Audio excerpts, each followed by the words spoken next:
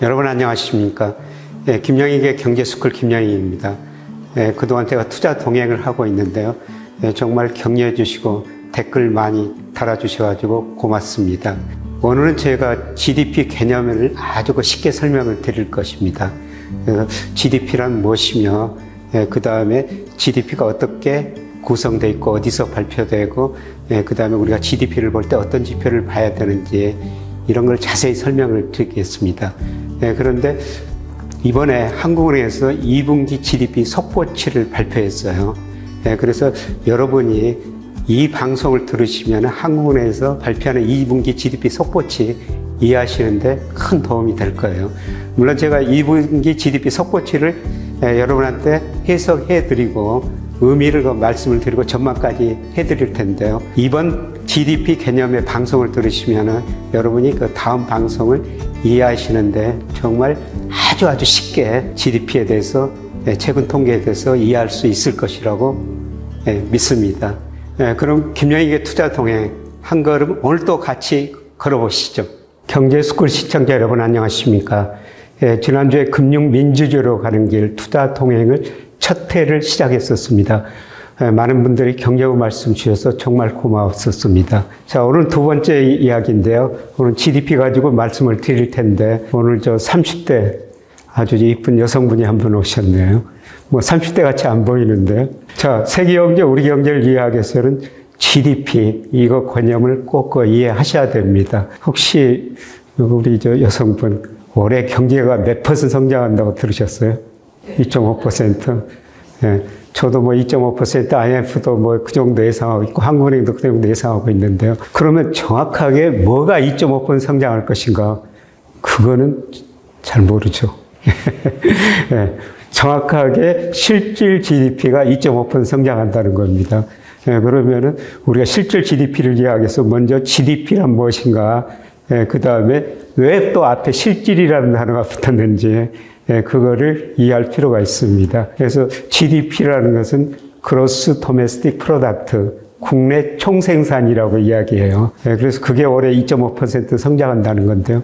그럼 GDP라는 것은 한 나라에서 일정 기간 재화, 서비스, 이게 시장 가치 총합, 이런 것을 GDP라고 그럽니다. 그런데 이제 GDP는 여러 측면에서 작성이 돼요. 삼면 등가의 법칙. GDP를 작성할 때 생산 측면에서 GDP를 작성하고 분배 측면에서, 지출 측면에서 세 가지 측면에서 작성하는데요. 나중에 보니까 다 같더라. 그러면 생산 측면에서 GDP는 뭐고, 지출 측면에서, 분배 측면에서 GDP는 뭔가, 이거를 이해할 필요가 있죠. 우선 생산 측면에서 GDP라는 건요, 우리 각 경제 주체가 창출한 부가치 합이라고 이야기해요. 그래서 아주 제가 쉽게 설명을 해보겠습니다. 원래 밀이라는 게 50원어치가 있었어요. 근데 이걸 밀가루로 바꿨더니 100원이 됐다고 한번 생각해 봅시다. 그러면 가치가 50원 늘어나는 거죠. 이걸 우리가 부가가치라고 그래요. 지금 상품 뭐 살 때, 그 다음에 서비스, 음식점에 갈 때도 부가세 10%를 내잖아요. 그 50원에 새로 생긴 거기다 매기는 세금을 부가가치라고 그럽니다. 그래서 밀이었을 때 50원이 됐는데 밀가루에 되니까 100원이 됐어요. 근데 이 밀가루를 빵으로 만들었더니 150원이 됐다. 또 부가가치가 50원 생긴 거죠. 그 다음에 이 빵이 이제 소매업자한테 거래되는 과정에서 200원이 됐다. 그러면 부가가치가 50원 생긴 겁니다. 근데 최종 생산물의 시장 가치가 GDP니까요. 소매업장에서 거래되는 빵, 이게 200원이 생산 측면에서 GDP라고 볼 수가 있습니다. 또 제가 부가가치 합이라고 그랬는데요. 밀에서 밀가루 가는 과정에서 50원 생겼고, 그 다음에 또 가루에서 빵으로 가는 과정에서 50원 생겼고, 소매업자한테 거래되는 과정에서 50원 생겼죠. 그러면은 이걸 쭉 합치면은 200원이 되는 거예요. 그래서 생산 측면 GDP라는 것은 각 단계에서 부가가치 합이다, 이렇게 볼 수가 있고요. 그 다음에 생산된 거는 나눠야 되죠. 그래서 분배 측면에서 GDP예요. 지금 회사에서 굉장히 중요한 역할을 하시는 걸로 알고 있는데, 그런데 월급을 받죠. 생산에 참여해서 우리가 직장에 다니면서 월급을 받는 거예요. 그 다음에 주식을 가지고 있는 사람들은 배당을 갖고, 그 다음에 대주주 일정 부분 가지고 가죠. 그 다음에 정부는 거기서 세금을 가지고 와요. 이런 식으로 분배가 되는 겁니다. 그런데 우리가 이제 경제 성장을 따질 때 가장 중요한 게 지출 측면에서 GDP예요. 우리가 너무 많이 봤을 거예요. Y, GDP는 C 플러스 I 플러스 G 플러스 X 마이너스 M이다. 여기서 C는 가계 소비, 민간 소비예요. 가계가 얼마나 소비하는가. 그 다음에 I는 투자. 투자는 설비 투자, 건설 투자, 지적자산 투자, 뭐 재고 투자 이런 걸 나눠주고요. 그 다음에 G, 정부가 돈을 얼마나 쓰냐. 그 다음에 X, 수출이 얼마나 됐냐. 그 다음에 M, 마이너스인데 이건 수입이에요. GDP가 지출 측면에서 가계가 소비를 얼마냐, 기업이 투자를 얼마냐, 정부가 돈을 얼마나 쓰냐, 그 다음에 수출이 얼마나 잘 됐느냐, 이런 것 가지고 GDP를 계산해내는데요. 나중에 보니까 생산 측면, 분배 측면, 지출 측면에서 GDP를 따로 계산하는데 다 같더라. 그래서 삼면 등가의 원칙이다. 이렇게 이야기를 합니다. 그리고 과거에는 우리가 GNP가 얼마다. GDP보다는 GNP를 많이 사용했어요. GDP하고 GNP는 혹시 어떤 차이가 있을까요? GDP라는 것은 외국인들이 우리나라에 지금 많이 들어와 있잖아요. 베트남 사람들도 와 있고, 뭐 인도네시아 사람들도 삼성, 뭐 조선회사에서 일하고 있고, 그런 외국인들이 우리나라에 들어와서 생산량까지도 포함해요. 그런데 GNP는 외국인들이 우리나라에서 들어와서 생산하는 건 빼버립니다. 그리고 대신 우리나라가 미국 가서도 일하고, 뭐 다른 나라 가서 일하지 않습니까? 그 일해서 벌어들인 돈을 포함한 게 GNP예요. 그런데 최근에는 뭐 국적에 상관없이 GDP가 그 나라 통계를 더 정확하게 나타내는 지표로 GNP보다는 GDP를 많이 사용합니다. 그런데 아까 우리 경제 성장률이 올해 2.5%다. 그 GDP 중에서도 실질 GDP라고 그랬죠. 그럼 왜 실질 GDP라고 그러냐면은 그런 의미에서 우리가 명목 GDP하고 실질 GDP를 구별해 놔야 돼요. 그런데 실질 GDP는 계산할 때 일정 기간 물가는 고정됐다고 가정을 합니다. 그래서 우리 한국 내에서 GDP를 작성하는데요. 지금 2000년 가격 기준으로 GDP를 작성하고 있습니다. 그래서 제가 아주 한번 쉽게 설명을 드리면요. 우리 현대차가 자동차 작년에 100원짜리를 작년에 100대 생산했어요. 그런데 가격은 작년하고 올해하고 100원 똑같습니다. 그런데 올해 105대 생산했다면 우리 GDP가 5% 성장한 거예요. 그런데 명목 GDP는 물가를 고려한 겁니다. 현대차 가격이 작년에 105년대 105% 올랐다. 그리고 생산량도 100대에서 105대로 5% 올랐다. 그리고 명목 GDP는 물가 5% 오르고 생산량이 5% 올랐으니까 이 두 개 합쳐가지고 10%예요. 그래서 명목 GDP는 물가를 고려한 것이다. 그러면 일반적으로 물가는 오르죠. 물가는 오르니까 명목 GDP가 실질 GDP보다 큰 거예요. 근데 우리 가까운 이웃인 이상한 나라가 있었습니다.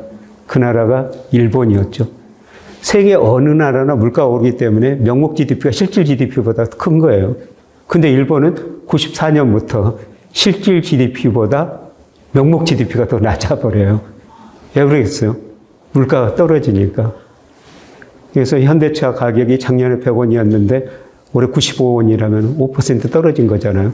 생산량이 5% 늘었더라도 실질 GDP는 5% 성장하는데 명목 GDP는 0% 성장합니다. 그래서 물가가 떨어지면은 명목 GDP가 더 낮아지는 사실 세계에서 굉장히 보기 드문 경우예요. 그게 일본이었습니다. 그래서 이런 경제를 디플레이션에 빠졌다 그러는데 이 디플레이션이라는 것은 물가가 계속 하락하는 현상이에요. 물가가 하락하면은 지금 소비하겠어요, 안 하겠어요? 물가가 하락하면은 지금 경제학 교과에서 보면 우리 실질 소득이 늘어나니까 소비가 늘어난다고 그러는데요. 물가가 하락하면 사람들이 소비를 밀어버려요. 예를 들어서 제가 얼마 전에 노트북 하나 샀거든요. 뭐 꽤 좋은 거 샀는데 꼭 필요해서 샀어요. 근데 그게 꼭 필요하지 않았다면 그게 3개월, 6개월 지나면 더 싸게 살 수가 있거든요. 제가 지금 노트북을 안 사고 3개월, 6개월에 사겠죠. 근데 3개월, 6개월에 또 사러 왔어요. 근데 또 떨어진다고 생각하면은 또 안 사죠. 그래서 물가가 지속적으로 떨어진다면 소비가 안 돼요. 소비가 안 되면 어떻습니까? 기업들이 매출이 줄어들니까 고용을 줄이겠죠. 고용을 줄이면은 근로자들 소득이 줄어드는 거예요. 그러면 소비가 또 감소했죠. 그래서 이런 악순환이 반복되는 것을 디플레이션이다. 일본이 그런 디플레이션을 겪었는데, 그런데 2012년 아베노믹스라고 그래가지고 물가 2% 될 때까지 무한정 돈을 풀어보자. 그래서 일본이 엄청난 돈을 풀으면서 그 뒤에 일본이 서서히 물가가 오르면서 최근에 디플레가 탈피했고요. 일본 주가가 작년 올해 엄청 올랐지 않습니까? 디플레가 탈피하니까 일본 주가가 오른 거예요. 그래서 명목 GDP하고 실질 GDP를 구분을 해야 된다. 그런데 우리 정부가 올해 우리 경제 성장률 실질은 2.6%, 실질 GDP 2.6% 성장하는데요. 그런데 명목은 5.5%로 예상하고 있습니다. 그러면은 그 차이만큼 물가가 오른다. 그런 의미가 되는 것이죠. 그 다음에 우리가 GDP를 이해할 때요. 신문에서 경제가 연착륙한다, 경착륙한다, 그 다음에 뭐 무착륙한다. 이런 단어들이 가끔 나옵니다. 그러면 연착륙, 경착륙, 무착륙을 이해해서는요. 우리가 잠재 GDP를 이해해야 돼요. 잠재 GDP라는 거는 그 나라가 노동, 자본, 생산성을 고려해가지고 생산할 수 있는 능력, 이런 식으로 이제 보통 잠재 GDP를 정의합니다. 그런데 우리 잠재 성장률이 현재 2%라고 이렇게 예상을 하고 있어요. 우리 경제가 매년 2% 정도 성장할 능력이 있다는 겁니다. 그런데 실제 GDP는 잠재 GDP 이에 있다가 밑으로 갈 수도 있어요. 그러니까 우리가 경기가 좋을 때는 우리 가계가 소비도 많이 하고 기업이 투자도 많이 합니다. 그래서 실제 GDP가 잠재 GDP 위에 있을 때는 실제 GDP는 공급이다. 그 다음에 잠재 GDP가 공급이다. 실제 GDP는 수요다. 이렇게 보시면 돼요. 그런데 소비가 투자가 많이 되면 실제 GDP가 잠재 GDP 위에 있어가지고 수요가 공급을 초과하니까 물가 상승 압력이 나타납니다. 이걸 우리가 GDP 갭, 한국에서 GDP 갭이라고 그러는데요. 근데 우리 경제학 교과서에서는 아프 갭, 산출물 갭이다. 이런 식으로 표현하는데요. 근데 실제 GDP가 잠재 GDP에 있으면은 물가가 오를 수밖에 없죠. 그래서 물가가 오르면은 한국은행이 어떻게 해야 되겠어요? 금리를 올리거나 통화 공급을 줄입니다. 그래서 금리를 올리고 통화 공급을 줄이면 소비 투자가 줄어들거든요. 소비 투자가 많이 줄어들어 실제 GDP가 잠재 GDP 밑으로 확 떨어져 버리면은 경착륙이라고 그래요. 그리고 실제 GDP가 잠재 GDP 접근해 갔다가 다시 올라가면은 경착륙이다. 우리가 공항에 가면 비행기가 착륙했다 다시 뜨는 것처럼 그런 현상을 연착륙이라고 그래요. 최근에 미국 경제가 연착륙하느냐 경착륙하느냐 이런 논쟁이 심화되는데요. 그래서 우리가 GDP를 이해할 때는 잠재 GDP야 실제 GDP하고 그 갭, 아웃풋 갭 이런 것까지 이해하셔야 된다는 겁니다. 그 다음에 우리가 GDP 할 때 1인당 국민소득이라고 있죠. 1인당 국민소득을 이해하기 위해서는 또 아까 GDP, GNP 설명했는데 GNI라는 국민소득이라는 개념을 이해해야 돼요. 이거는 뭐냐면은 GDP에서 교육 조건을 따지는 거고요. 그 다음에 외국인들이 우리나라 들어와가지고 돈 벌어가지고 자기 나라로 가지고 가지 않습니까? 그리고 우리나라 사람들이 뭐 미국 해외 나가지고 일해가지고 또 돈을 벌어오거든요. 이게 외국인들이 우리나라 벌어가지고 나가는 거, 우리 국민들 해외에서 벌고 들어오는 거, 이거 합친 거를 GNI라고 그래요. GNI가 실질적으로 국민소득을 더 나타내는 지표죠. 그래서 1인당 국민소득은 GNI를 우리 인구수로 나눈 겁니다. 그런데 작년에 보니까 우리 그 1인당 국민소득이 4,725만 원이에요.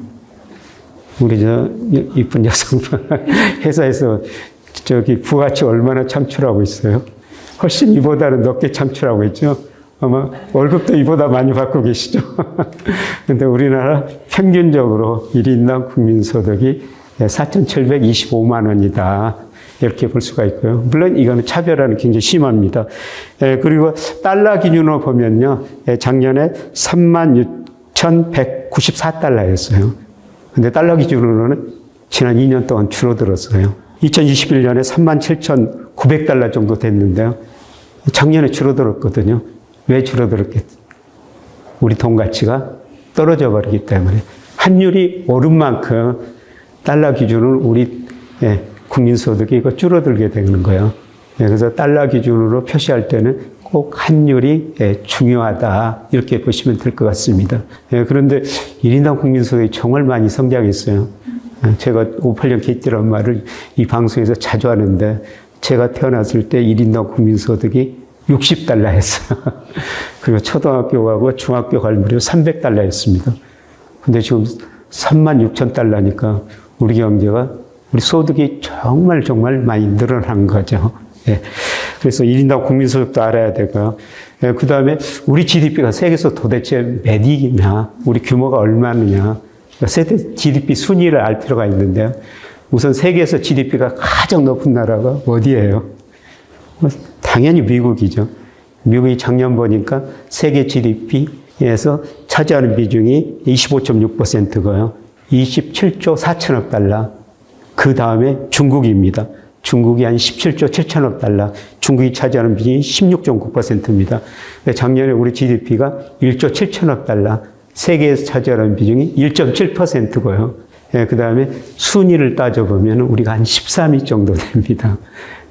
그래서 우리 GDP가 우리 경제는 그렇게 많이 성장했지만 세계에서 차지하는 비중은 1.7%, 한때 2%까지 갔었어요.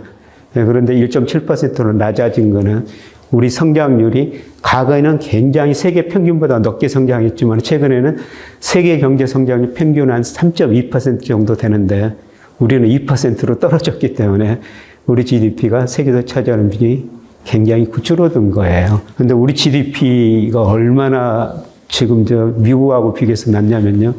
최근에 우리가 투자자들이 엔비디아, 애플 이런 주식 많이 샀지 않습니까? 그런 회사 시가총액이 3조 달러예요. 근데 우리 GDP가 1조 7천억 달러밖에 안 되니까. 그런 회사들이 주가가 좀 가대평가됐다. 그런 식으로도 볼 수가 있는 것이죠. 그런데 GDP의 한계도 있어요. GDP에는 시장에서 거래된 것만 평가를 한 겁니다. 우리 주부들이 가정에서 얼마나 열심히 일을 해요. 그거는 GDP에 포함이 안 돼요. 그런데 GDP에 포함되려면요, 우리 그 주부들이 옆집 가서 일해 주시고, 그 다음에 또 옆집 주부들끼리 또 옆집에서 일해 주고, 서로 그렇게 가지고 월급을 주시면은 GDP에 포함이 됩니다. 근데 그런 경우는 굉장히 드물죠. 그리고 GDP 문제점이 뭐냐면은 소득 분배를 정확하게 평가하지 못해요. 얼마 전에 맥킨지 보고서 보니까요, 부모 세대보다 가난한 자식 세대 이런 보고서가 나왔어요. 그러니까 맥킨지가 주요 선진국의 그 중간가구 실질 소득을 조사해 보니까요, 중간가구 실질 소득이 오히려 줄어들다는 겁니다. 우리 역사적으로 보면은 자식 세대가 부모 세대보다 잘 살았죠. 그런데 이런 현상이 왜 발생하냐면요. 제가 맥킨지가 조사한 기간에 그 나라 선진국들 GDP 보니까 전체 GDP는 늘었어요. 근데 중간가구 소득이 줄어든 건 차별화라는 거죠.